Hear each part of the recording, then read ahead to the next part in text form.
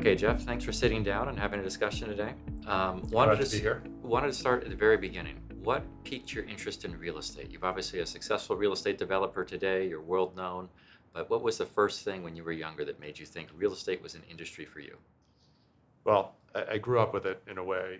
My dad was a contractor, and n- not only did contracting, but built small homes out in the boroughs of New York City.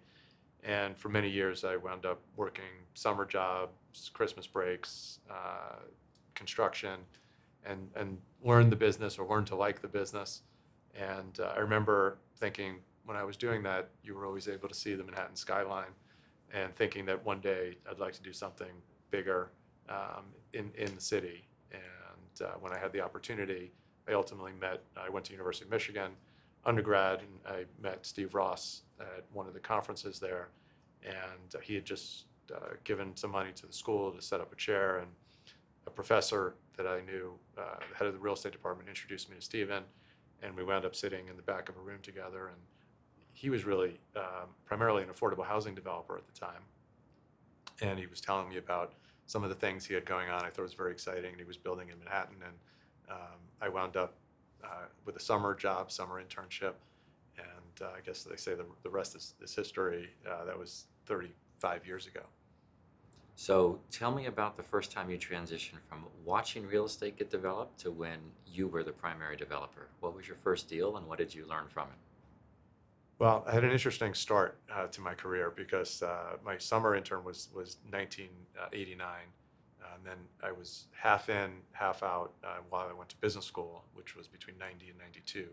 And if you think back to what was going on 90 to 92, we were either going into or in the middle of probably the worst real estate recession that we've had in my career. And so not a lot was going on in those first couple of years. And so it was really coming out of that downturn. We were one of the first to kind of put the troubles behind us. And by the way, you learn a lot more in a downturn than you learn when things are going great, because you learn how to work out issues, deal with banks or liquidity problems or whatever the trouble might be at the moment. And coming out of that, we were one of the first companies kind of back on our feet, 93, 94, and we started to get some construction financing and build rental housing. But my very first deal, I would say, that I originated and still think about today as my first is something. It's a very small building on Union Square. It's on the north end of the park. It was an old abandoned building owned by a family that had owned it for many years. You'd walk in there and there were holes in the floor and rats running around, and we were able to tie it up for almost no money. And we thought we can convert it into a retail store.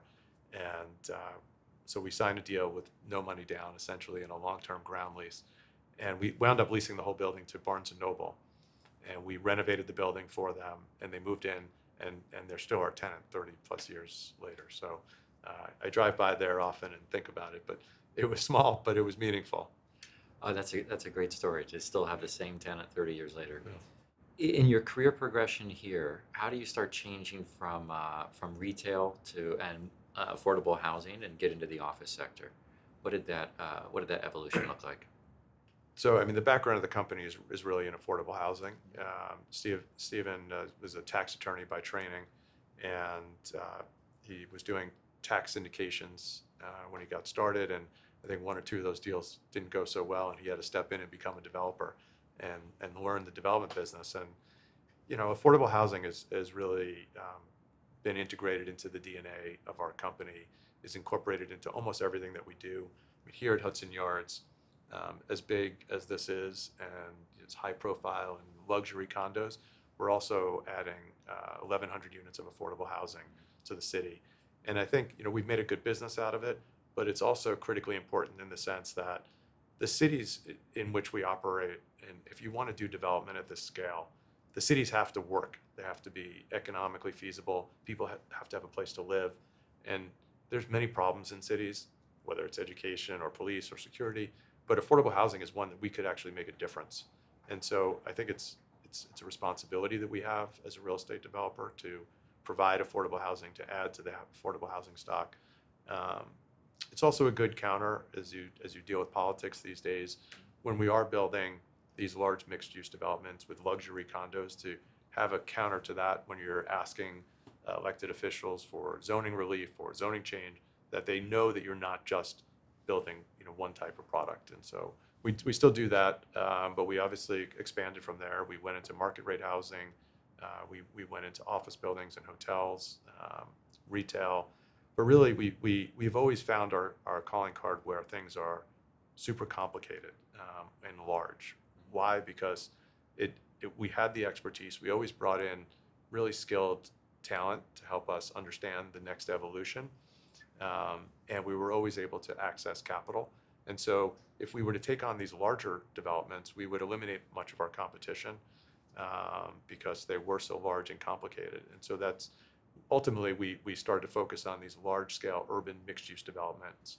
And then I guess a little bit, what do you do for an encore? After that, we immediately started to bid on the Hudson Yards opportunity, which interestingly was the same landowner on both. It was the Metropolitan Transit Authority. And so we competed in an RFP here to build Hudson Yards. We actually were not the first selected person. We came in second, and ultimately we stepped in and were able to take it over. And here, we'll develop over 20 million square feet of office, retail, residential, hotels, schools, parks, open space. This is not a starter deal, right? So again, there's not many people that could do this, or the competition is not quite as great.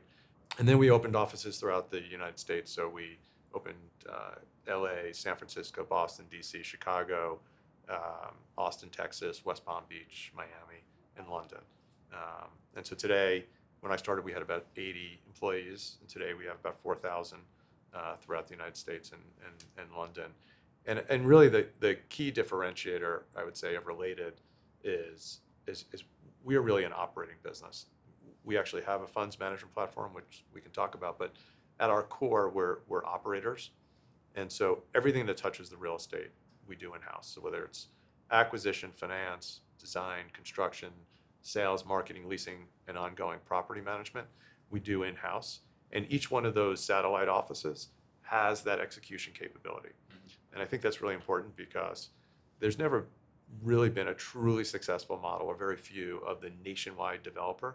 Real estate's a local business. And if you want to kind of make this work, you can't think you're just going to move New York and pick it up and operate in a different city. You have to have local talent, and you have to have local execution capability. So clearly you're touching all different parts of real estate. And if you pick up any newspaper today, they're going to say real estate is going to crash the economy, and newspapers are going to ask, hey, what's the state of the commercial real estate market? Right. When you get a question like that, how would you answer that? Well, we've talked about this. I think it's a terrible question is the answer. Why? Because commercial real estate is so broad, and there's no one answer to that question.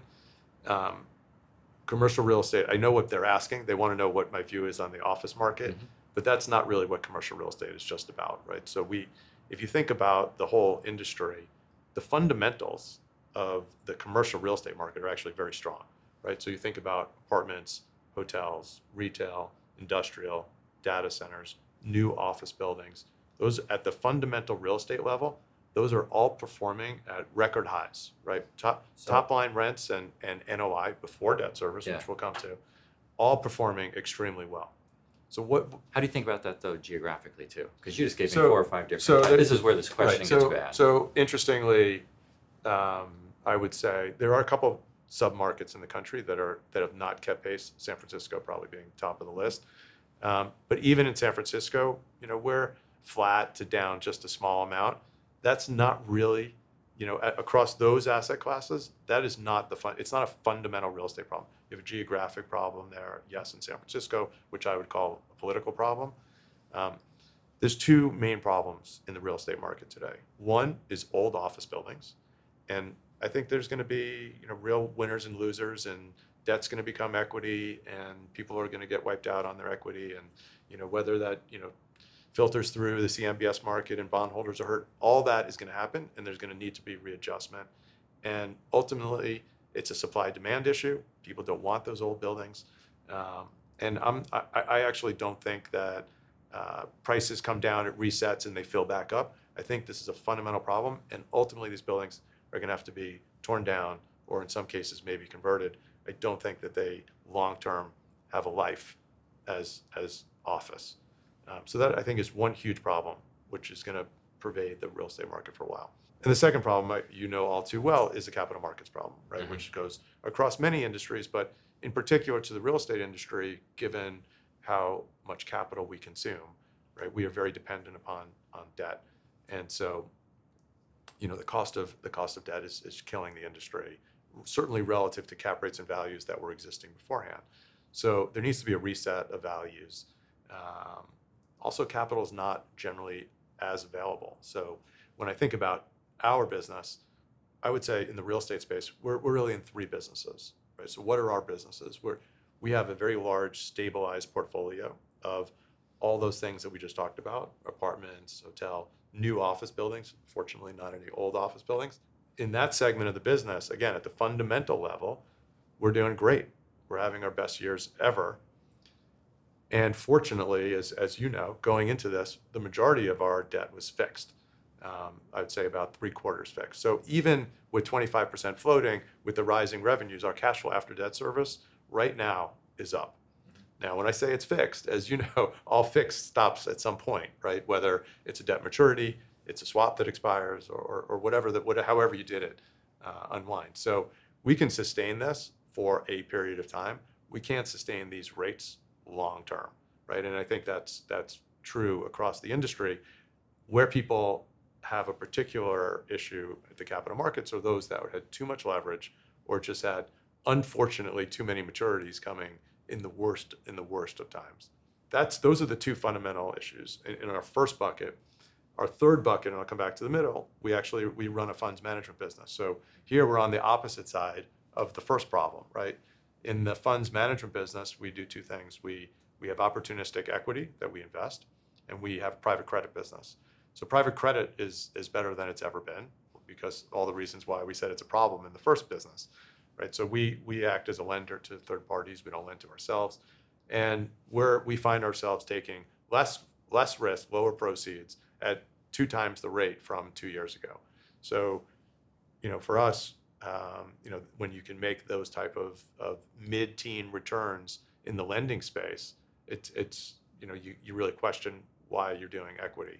And in fact, you know, we have investment committee for each of our deals, and many times, maybe the majority of times, I ask the same question: is we go through the deals, we do the underwriting, and I say, why is the equity doing this? Because I think we're going to make more than the equity. Right now, the equity is always optimistic, and they believe, you know, a brighter future than we have to do with our debt hat on. Now, we have to do both sides because we are often a borrower. But I love the private credit space right now. And then on the equity space, I mean, we're finding, so many developers find themselves in a situation where they have a piece of property, it has $100 million debt on it, debt maturity comes due, that $100 million was probably $100 million at 3.5, and now the refi is $70 million at 7, right? So they actually have increased debt service, but with a $30 million gap. And so our equity opportunistic fund is actually providing this gap refi capital as a preferred equity piece, as or whatever you want to call it, at full equity returns, right? And so I think that's a great business, and I think that will accelerate even further as people wind up facing those debt maturities that we talked about.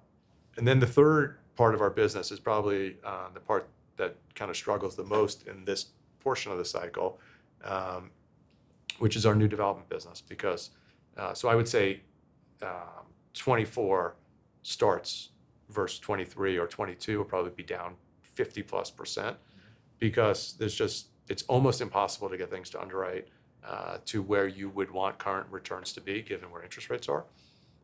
And even if you could get something to underwrite the right way, the availability of capital is really diminished pretty significantly, both on the construction lending front and on the equity front. I mean, we raise a lot of capital on the equity side from sovereign wealth funds, and you know, I've been in meetings where some of the biggest sovereigns in the world are saying, "Well, I haven't put new equity into a deal in 18 months because I'm getting my equity returns through my credit business." Right. So it's hard to get new development started at this point in the cycle. And it does make sense. I mean, there are points in the cycle where you should build, and there are points in the cycle where you should buy. And if you can buy below replacement cost, the argument to build is not so great.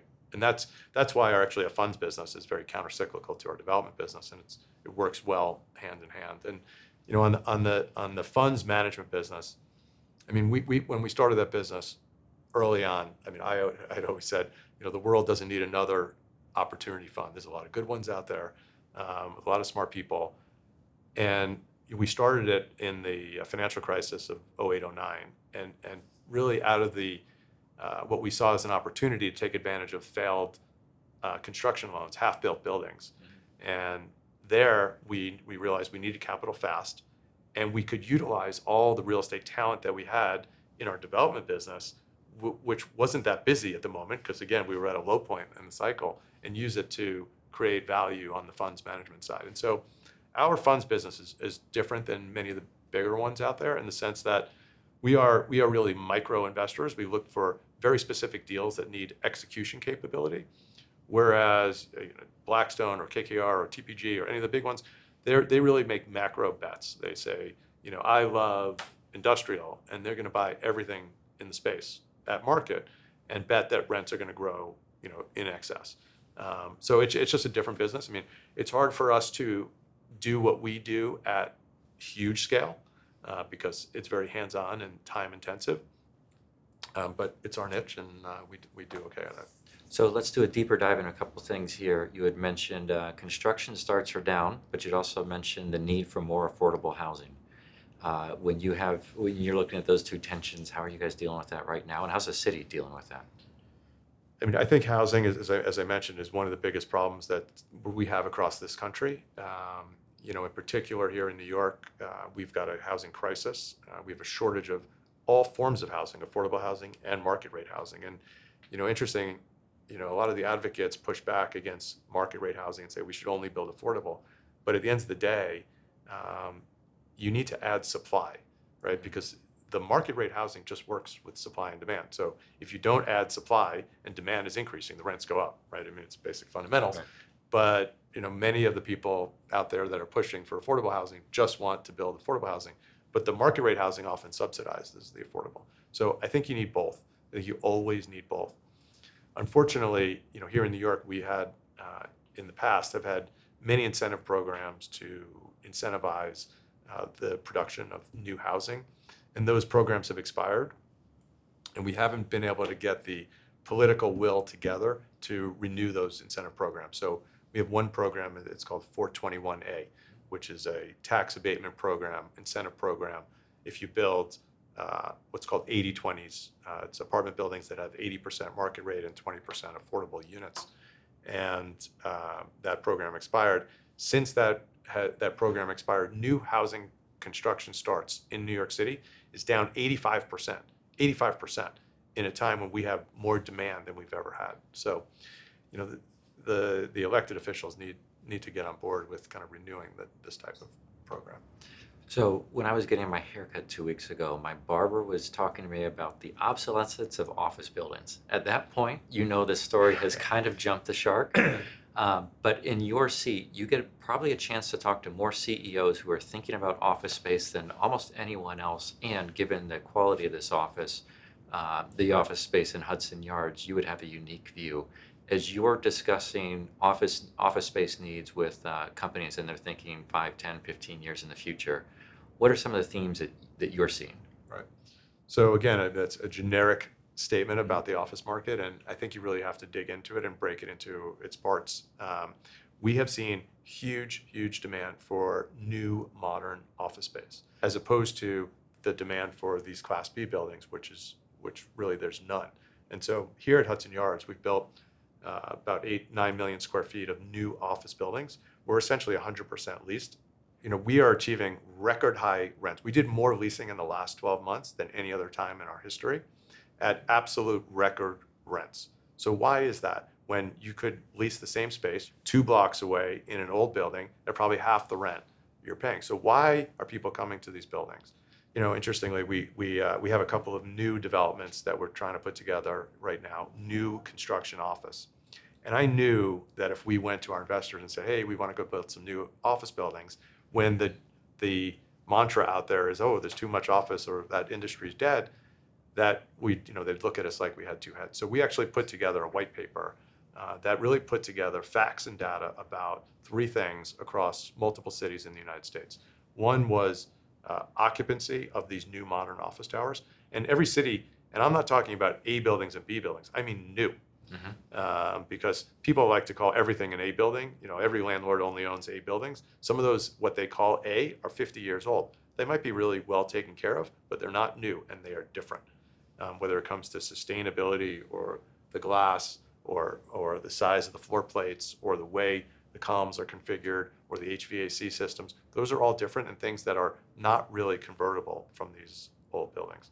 So it was occupancy of these new buildings, it was rents in these new buildings, but the number one most important piece of data that we found in the new building, so here at Hudson Yards, as I mentioned, 100% occupied, highest rents in New York City, but the most important thing, 80% of our people across the campus show up to work in the office every day except Friday because that's become a holiday.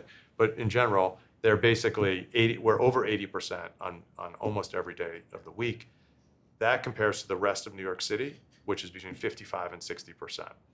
And so when I go to CEOs and we have this conversation about new office space and we take them through and they see the amenities and the quality and the glass and the light and the HVAC and all that and the sustainability, which is demanded by their employees. And more important, when they hear that people are showing up every day and that if you were to ask CEOs whether they want their employees in the office or not, 10 out of 10 will tell you they'd rather have them in the office.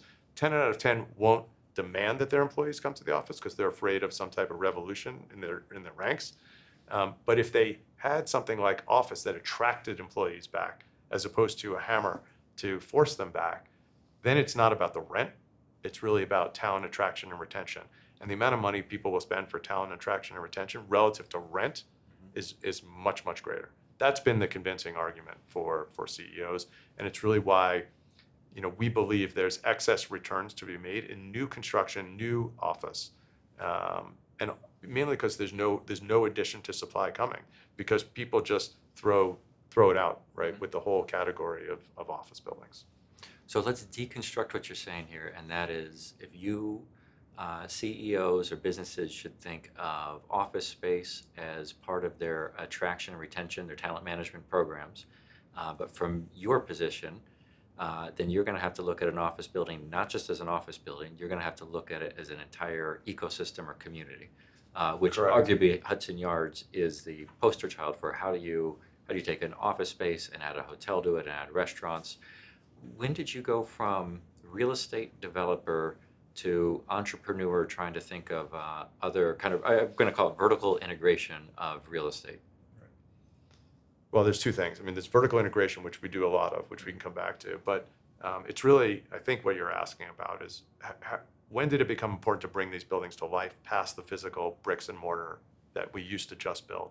And I don't know exactly when it was, but we came to realize that there was a lot you can do in the buildings. And it really started, I think, for us in the residential space, which is really our background, where it became about amenities and programming and bringing these buildings to life. Mm-hmm. Because what happened and customer service in the building and training for our employees in the buildings. Because what happened is, we early on decided to differentiate our residential buildings by building a higher quality physical asset, whether it was design, amenities, pools, food, whatever it was. And inevitably what would happen is we'd do that, we'd win for 2 to 3 years. We would always get the highest rents in the market. And then 2 or 3 years later, someone copies and kind of builds the same exact thing. And so we tried to think about how do we do something that is less replicable?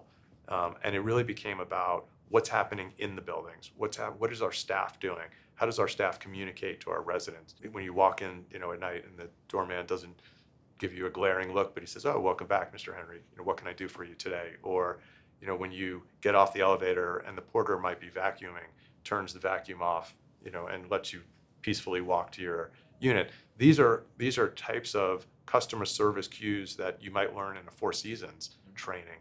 And it was very atypical to see that in a residential type building. And then when we started building these office buildings, we said, well, maybe we need to bring these to life, just like we brought the residential buildings to life. And so you don't have the grumpy old man at the door who asks for your, ID. Why does he ask for ID? And you scribble down your name that is, you could have written any name you want. What's the purpose of that whole thing, right? So having a proper security, an efficient security, a welcoming environment when you get there. Even getting emails ahead so you can get a QR code and avoid the desk, because why do we need to go to a desk, right? We have automated security gates to get in. So there's so many things that we brought from the residential business, but when I think about the definition, and again, all in our white paper of the future of office, it's not just the physical building, it's the surrounding, it's the geographic location, it's location near transit, it's food and beverage, which has become more and more important. Even the way people utilize their office space today is very different. So we've seen less of our tenant demand for a much more traditional office build out where you might have offices on the exterior, very quiet, and then you have admins, assistants, analysts in the middle. You had usually 2 tracks around a core with bathrooms kind of at in entry points on the interior track. And so we designed a building where the core actually doesn't have any doors. And so you could bring the offices to the interior and have open plan. And so what we've seen is, as people have rethought the office environment and post work from home environment, what they really want to get out of the office is meeting and gathering with their peers, right? Do you really need to be in the office if you're going to put your headphones on and write an investment memo? Maybe you can do that at home. Maybe you can do that at night. But you're not going to learn. You're not going to be with your peers. You're not going to have the interaction in the hallway. And so if those are the important things that happen in the office, is the private office the most important thing that happens in the office, or is it much more communal space? And so we're seeing more of that communal space, more communal space around food. And so I'll give you an example. We built out Deutsche Bank's new headquarters at what was Time Warner Center at Columbus Circle.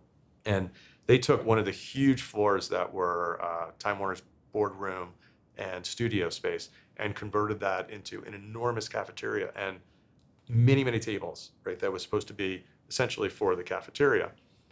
And I'm telling you, you go there at any time through the day, and those tables are packed. Not necessarily people eating lunch. They're actually sitting at the table, getting a coffee with their people from the office, just working at a table together. And that's and you might go upstairs to the private office floor where their true office is, and it's pretty quiet up there. So people like to be together, and I think that's where you see so much exchange and learning happening. And that's why people come to the office, and I think that also defines kind of the workplace of the future. Mm-hmm. And as you do that, there's going to be then, I'm thinking through this, hotels and hospitality is probably the poster child for where does the physical real estate and the services all kind of come together, which then must mean as you're building these offices, like you said, the cores have to be different, the locations, the surroundings have to be different. From your perspective, what's it like to start where I'm a real estate developer and I manage a team of developers to now going, I manage 4,000 people. What's your leadership style to manage somebody an organization that large? And it's interesting you asked because we had the last 2 days here, we had our annual strategy meeting. So we had all of our senior leaders from around the country come in to New York, and we talk about different topics. And one of the topics was organizational structure. And do we have the right organizational structure? Do we need to review anything? Which we ask those questions all the time. And someone put up a chart and they said, well, here's a traditional chart. You have a CEO here, you have 6 reports that go to the CEO, then they have 12 reports down here, and that is a traditional structure. And then they threw up another page that was literally just a series of unorganized dots all over the place. And looked a little bit like chaos. And they said, well, that's actually our organizational structure. And I think really what that is meant to mean is we are a very flat organization and decentralized, and we push decision-making down through the ranks. And what we really try to do at corporate, which is actually very small relative to all the people we have, is be there to provide guidance, best practices, resources, capital, but really enable a team of entrepreneurs to run their business day in and day out. And I think that's a pretty unusual business model. And, as I think back, when I started, I said we had 80 and now 4,000. One of the challenges and one of the things that I focus on is when we were 80, every decision got made in 5 minutes, right? It was very easy. And as you grow, you obviously need to have a little bit more guardrails to make sure things don't go off the tracks. But how do you retain that entrepreneurial spirit and at the same time become the largest institutional real estate developer in the country? Those are sometimes at odds with each other. And I think it's a combination of that organizational structure that we have. Some of it is compensation program. Almost all of our development managers are owners of their assets alongside us, and so they participate. And I think it's the culture that we create here and the type of people that we attract. A lot of real estate's always done via partnerships. So obviously your career here at Related has been done. You've been in partnership with certain other senior members. When you think about your specific skills, what are some of the things that you bring to the table professionally when you work on a project? What are your some best strengths? I mean, I've always focused, I guess, at a high level on talent, on bringing talented people to the organization. I spend a lot of time on that. New business origination is probably another area that I focus on, and capital markets and raising capital for our business. And those are probably the three areas that I would say I personally spend my time on. And then we have an enormous amount of talented people that focus on construction, design, layouts, planning. When you got into real estate, when you joined Related, I'm going to make a broad statement here, but say real estate was not really an institutional asset class at that Right. point. You've been part of making real estate an institutional asset class, and you've actually been part of making development kind of an institutional asset class. What would you say to people who are either looking to enter the real estate industry as a job or for new investors into real estate? How should people be thinking about this institutionalization of real estate today?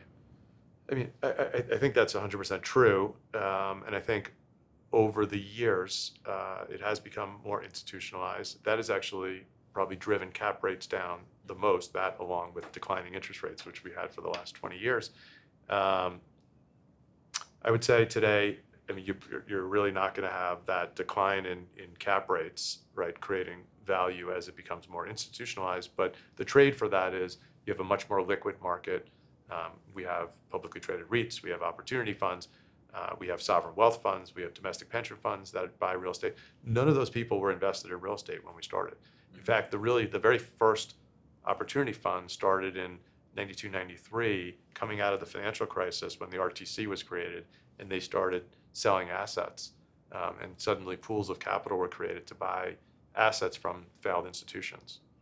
So I think it's a different business today. I think there's so many different parts of the real estate market. It's still, I think, an incredible career, especially here. I think we do so many different things that it's exciting, and you're not pigeonholed and doing the same job over and over again. If you want to work in New York, you work in New York. You want to move to Chicago, you move to Chicago. You want to build apartments or office. So you want to be in design. We have many people that grew up in construction that moved into the development space, right? Because they saw that that's what they wanted to do. And I think having that flexibility is a great opportunity for people. You have a unique capital structure at Related. What are some of the pros and cons of your capital structure when you compare it to other of your competitors? So because we do so many different things, in the way I describe our business to you, of we own stabilized assets, we do development, and we have funds management, the capital structure is very different in each of those areas. So first of all, I think the development business should never be in a public company because it's depends on the cycle, how much you're developing. It's less predictable. The public markets don't like things that don't happen exactly when they're supposed to. But that is the development business. And so we've been able to so we are a private company. We're going to stay a private company. Could parts of our business become public? So if you took our stabilized apartment portfolio, that could easily be one of the bigger apartment REITs out there. At some point, if the capital markets make sense, that might be something we look at. But we would never take the whole company public, again, because the development business really doesn't suit well in a public environment. But the counter to that is it has become very attractive to those pools of capital that we've talked about. So many of our investors are the biggest sovereigns around the world, domestic pension funds, wealthy individuals, and that has fueled our development business. The development business still creates pretty extraordinary returns. And then because real estate has become institutionalized and it is generally liquid, you always have a pretty ready exit. So our business is to take complicated, messy things and create core so that it's easily saleable at the end. Right. And that's really the business model. Talk to me about how you think about different cities right now and their development cycles. We talked a little bit about some of the pros and cons of, say, San Francisco, but as you look at expansion and geographic expansion, you've been a very New York-centric firm, but what are the other geographies that you want to put extra investment dollars towards? Right. So we have always focused on, I'd say, what we would have considered the core urban markets, the trophy core urban markets, so New York, Chicago, LA, San Francisco. But what we had often considered to be secondary markets, whether it's Austin, West Palm Beach, Miami, we're not there yet, but Charlotte, Raleigh, Denver. I think if you look at those previously secondary markets, they're growing much faster than the traditional core markets. And so we have expanded. We've opened an office in Austin. We opened an office in West Palm Beach, in Miami. And we would certainly look at those other cities. I mentioned Nashville. And I think there's great opportunities in those markets. I think the one thing that you always have to remember, you can't go to those cities with a New York mindset. And it's almost not a good idea to go to those cities with New York people because it's hard to take away the New York mindset. And so, we think about these markets, they are much, much smaller. I'll just give you some example. We are very active in West Palm Beach. We're probably the largest owner of buildings, certainly Class A office buildings in West Palm Beach. And that market the growth in that market has far outstripped almost any other market we've been in. But 100% of the Class A office market in all of West Palm Beach is 2.5 million square feet. 2.5 million square feet. We own almost all of it. The building that we just completed here at Hudson Yards, that one building is 3 million square feet. Right. So, we always say, ultimately, you make money on money. You don't make money on the number of square feet, the number of units you build. And so the opportunity to make money in these larger cities where you can build these large buildings is that much greater, right? So, we would have to do 10 deals in West Palm or Nashville to equal the one building, we did at 50 Hudson Yards. So let's talk about some of the entrepreneurial things that I've watched Related do.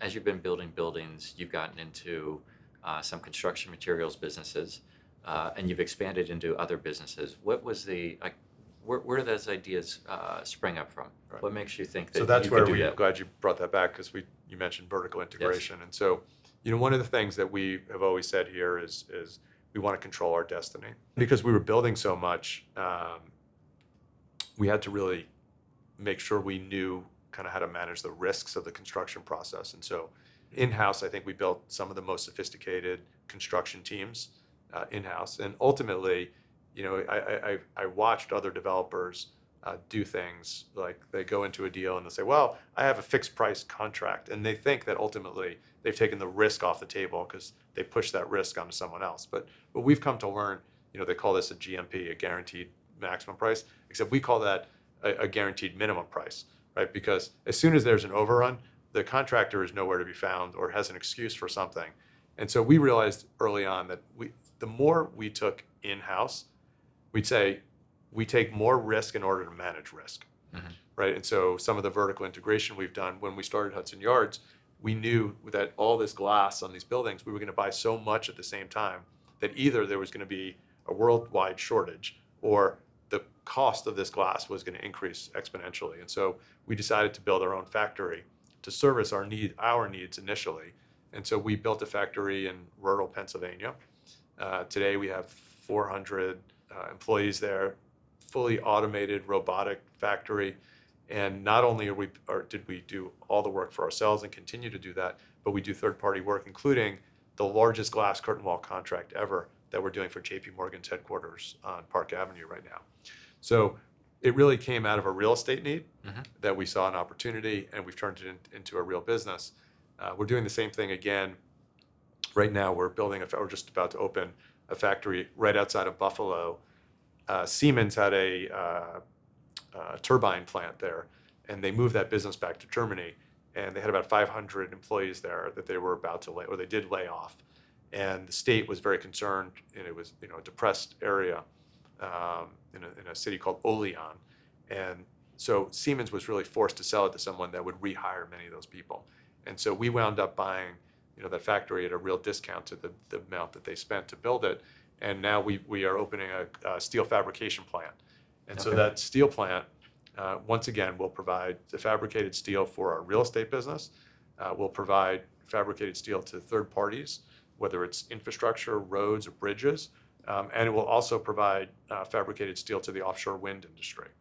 So we think there's, out of our own needs, we've been able to grow businesses, but the core of it was really to vertically integrate to manage our risk. And today, I view that vertical integration to be kind of one of our core competitive advantages that we have against. And there's nobody else in the business that does this. Well, getting into any business for risk management, obviously, has a soft spot Yes. on my heart. Yes.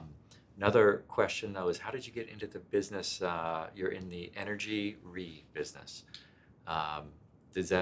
What's the story that gets from building Hudson yards to So, energy re? As I mentioned, our business model at one side of our business is to develop and then own long-term our real estate assets. And because of the long-term ownership, we have always been very focused on building for long-term as opposed to merchant building, where people often cut corners because they're going to exit and they don't care as much about ongoing expenses. So we really spend the money up front to make these buildings efficient. We've always also been very focused on sustainability. One, because I think it's the right thing to do. It's a little bit of save the planet, but it's also good business practice. And so we were early adopters of what was called LEED standards, which is how you measure these buildings. We built the first LEED residential buildings. We committed our whole portfolio to LEED Gold and Platinum.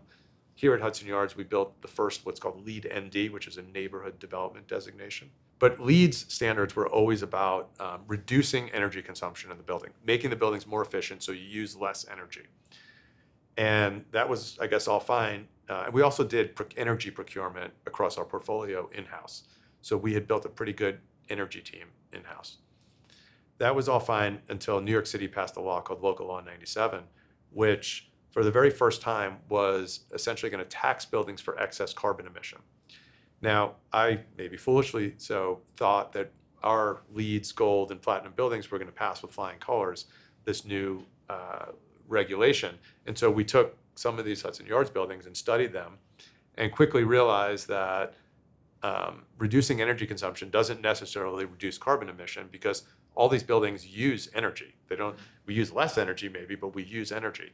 And as long as the buildings are connected to the grid, it's really what happens at the makeup of how is power produced in the grid that determines what the carbon emission is going to be at the building.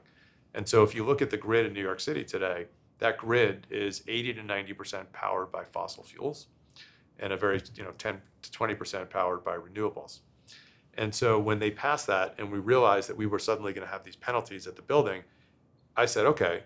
And the industry, their immediate response was to fight Local Law 97 because it really was going to be a tax on the buildings. We took a different approach and said, well, why don't we try to solve this problem? And I said, what if we build renewables? So there was another vertical integration that helped here. We had taken a public company private that was a mechanical engineering company that helped us with actually our LEEDs work and sustainability initiatives. They helped us study how to make these buildings more efficient. That company also had done some solar development. So we took this very small solar team and I said, let's build some renewables. We'll tag our buildings. And so the input into the buildings would be renewables, the output would be zero carbon emission. Right.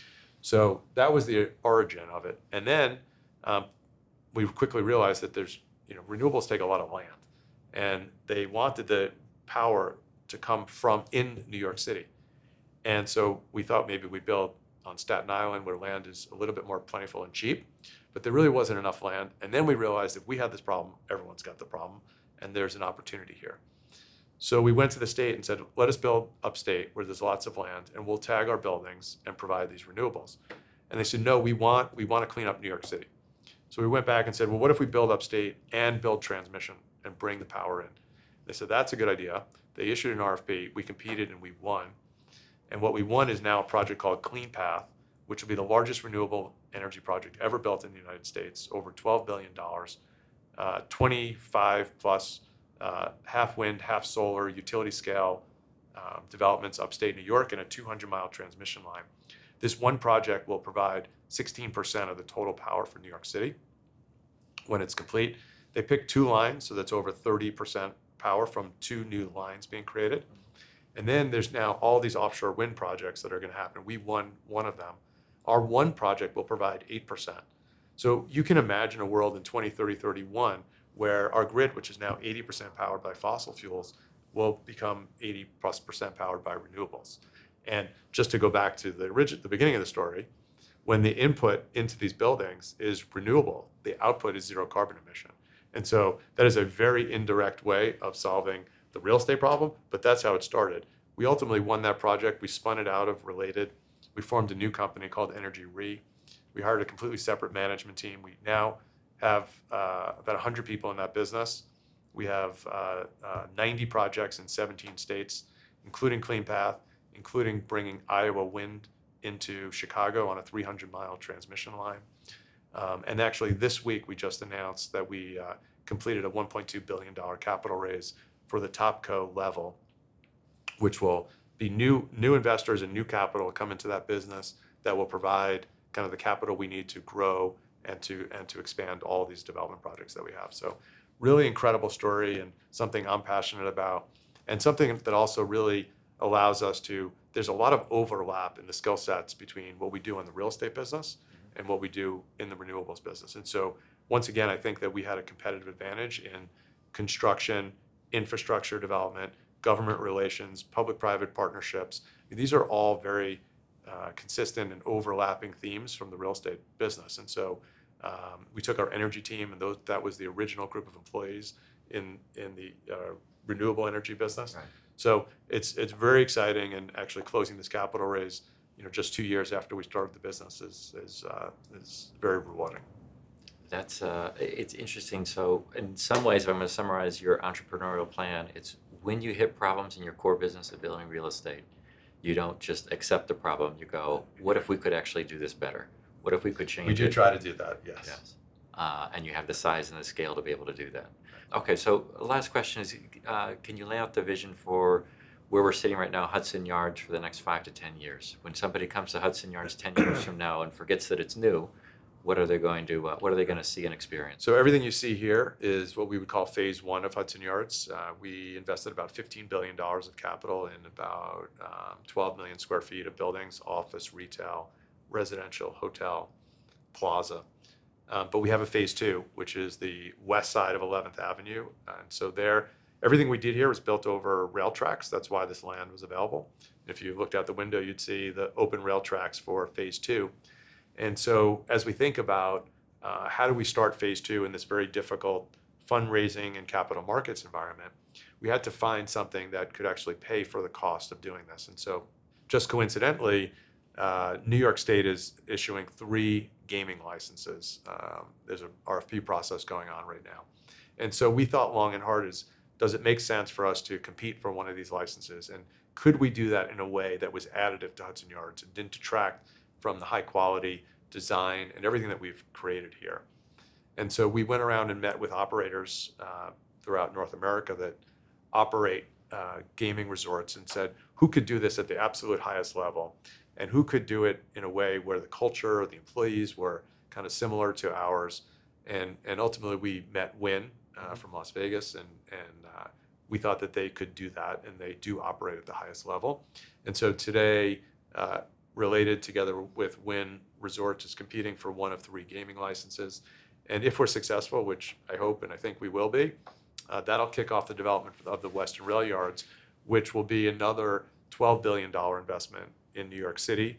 It will create not only a Wynn Resort, which will be a resort and entertainment and restaurants and about 1,700 new hotel rooms, but also a brand new office building to take advantage of everything we just talked about Mhm. in the office space, and a new residential building which would have market rate, affordable, and for sale, and most importantly, a public space, about 6-acre open public space park in the middle of all this, which, I mean, 6 acres in the middle of New York City, that's actually bigger than Bryant Park, if you could picture Right. that.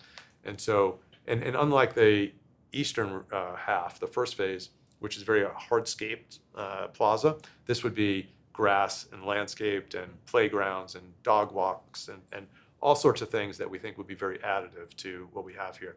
Restaurants that are cafes that open into the park. Really an incredible space that ultimately will connect the Eastern Rail Yards across 11th Avenue to the West Side Highway, to the High Line and Hudson River Park. So very excited about the future of Hudson Yards, and stay tuned. Great. Well, thank you very much for your time today, Jeff. you. Appreciate the questions and the answers. It's congratulations on your success and our related success. Great. Thank you.